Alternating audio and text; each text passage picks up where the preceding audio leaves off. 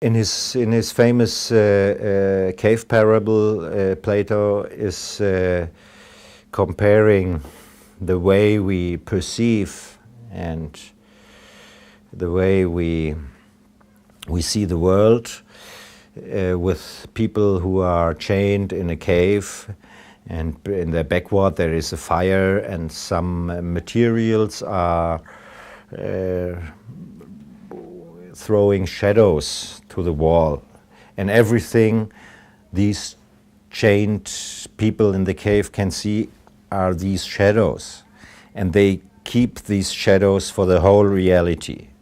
And then Plato asks what would happen if someone is unchained and could turn around and see the fire and see the materials there which throwing the shadows. He wouldn't understand it first. And if he would come out of the cave, he would see nothing. He would be dazzled by the light. And after a time of adjusting and becoming familiar with this new world, he would be able to perceive the reality of the sun and of the landscape and of the seasons and stuff like that. And then Plato is asking what would happen if this man would now go down again to his companions in the chain, telling them about the truth outside. They wouldn't believe him. And if he would try to unchain them and bring them up, they would, if they could get hold of him, they would kill him, because they could not stand this unbelievable truth. And I compared in my lecture this parable with our situation in the information age.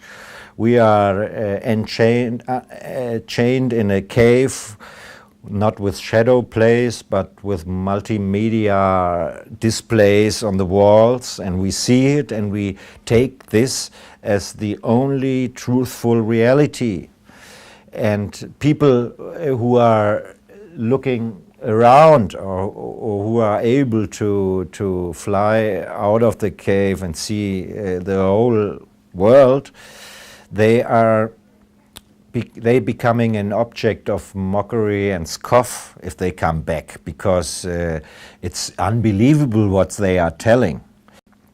I choose this example to show not only the problems of the fools down in the cave, but also the problems of the fools out.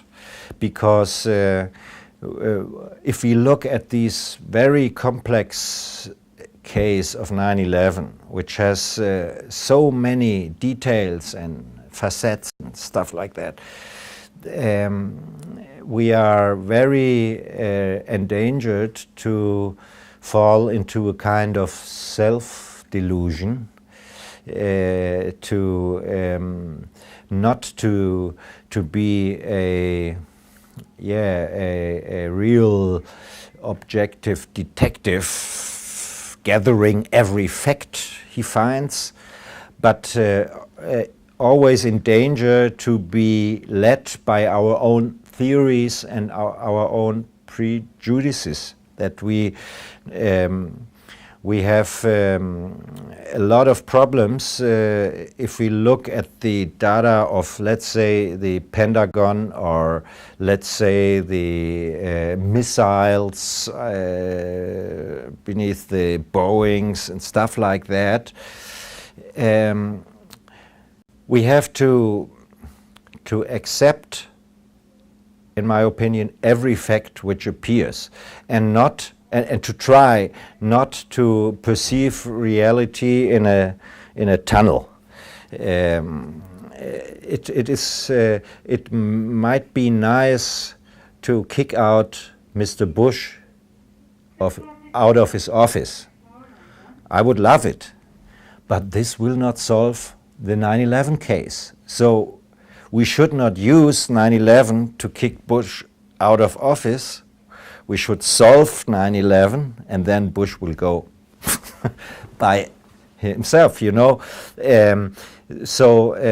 If we come to discuss the truth of 9/11, we must be careful that we are not doing the same propaganda like the brainwashers in Washington do, only from the opposite side. I have talked to a lot of people, yes, they are 100% convinced, they did it. But this will not help to solve the case. We have to keep, in my opinion, we have to do the first step first.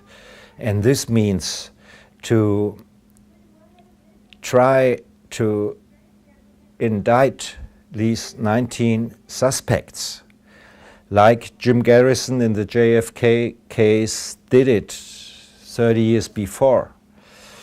We need some courageous general attorney who brings the 19 suspects to court. If not, the whole case of 9/11 never will be solved, because if we only have some hearsay that these 19 guys might have done it, and this is going into the history books, this is incredible. We must prevent this. We must try everything we can to bring the people who conducted this terrible attack to court. If we have no court case, we have no responsibility. We have no one punished. And at the moment it is so. We have no one, no political, no secret agent, no CIA, no military man, nobody at all who is in any way or any kind responsible. And what the 9/11 Commission is doing is not to look how could 9/11 happen and who has done it, but how can we prevent it in the future? So they take the 19 hijackers and the suspects as a fact, as history already, and they look into the future. Yesterday or 2 days before, I heard some politician saying, yes, we should not blame anyone for 9/11. We should work that this never happens. This is incredible, I think. We have to solve this case and we have to bring the people who are guilty to justice, and not to look into the future and saying, yes, we have to prevent it for the future.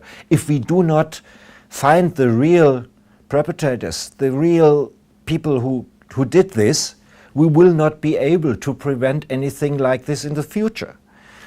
And this is the brainwashing operation ongoing to say to the people, yes, we have to prevent it to the future, but don't look us into the past. This has happened. Nobody could have prevented it. No one is responsible. No, it's not the CIA, not the military, not the government, and that's it. And my work, and I think the work of all the people here speaking at this conference, is to not let them come through with this. This parable generally is interpreted as an example for what is called Plato's idealism, that there is a material world and there is an ideal world, and that it is very difficult for anyone who has perceived something of the ideal world to communicate it to the material world. So I took this example and for the reason to make clear, on the one hand, that we are, as inmates of the media cave, We depend on the information coming out of the TV channels. We might know that this is not the truth, but in general we forget, and we take this as the reality and as the truth what is coming out of the media. Attacks equal to or greater than those that occurred on September 11th. And the people who are critical or skeptical on this cognition, and these people I compared with the one who came out of the cave and see that the reality is much more than what is shown on the screens down below. And if anyone like me and others who went to research and investigate 9/11 and tried not to take this TV screen as the reality, they face the same problem as the guy in Plato's story who wants to come back and to liberate his companions down there, saying, hey, you are brainwashed, this is all untrue, and so. And what I and a lot of researchers experienced in the past is that we were beaten by the press, by the mass media, and by the mainstream TV channels, telling lies, telling conspiracy theories, telling bullshit at all. And this is comparable to the situation in the old Greek caves. And I do not go with Plato so far as he said it's impossible to write on this. Plato had the strong belief that you cannot communicate properly if you write books. He said to communicate properly with the people who do not know what the one knows who was outside, the only way is a personal way. You can do it by talk, and you can do it by your personal life. You can show, but you cannot communicate it by writing. We have the possibility with writing, with radio, with media, if we avoid the gatekeepers of the mainstream and do our own distribution of information, we will be able to communicate, and we will be able to make a difference. It's not useless what we are doing. It's our task to repeat it over and over and over again to the people down in the cave. And these people, let's say these are the regular TV public and newspaper readers and so. And if you look at the polls in Germany and also here in Canada, we see that the majority of the people is not convinced at all with the official version. The people feel that they have been lied. They feel that the American administration is not telling the truth, and every day with Iraq and with the war going on, and so they feel it even more.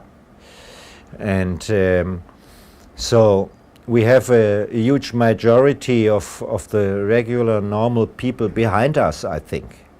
They do not trust the politicians and the Bush regime anymore.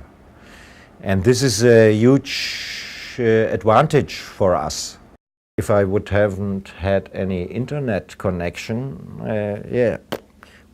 I wouldn't be able to have been able to to come out the cave.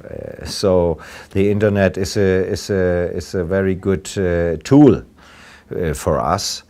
But we have to reach the step into the mainstream media, into the printed media, and into the television, because only 10 or 20% of the people rely on the internet, and all the rest is still on the traditional media. And so we have to convince our colleagues there that we didn't do bad research, but the opposite. We did good research, and we raise questions which are very, very important, not only for our personal future, but for the future of the whole planet.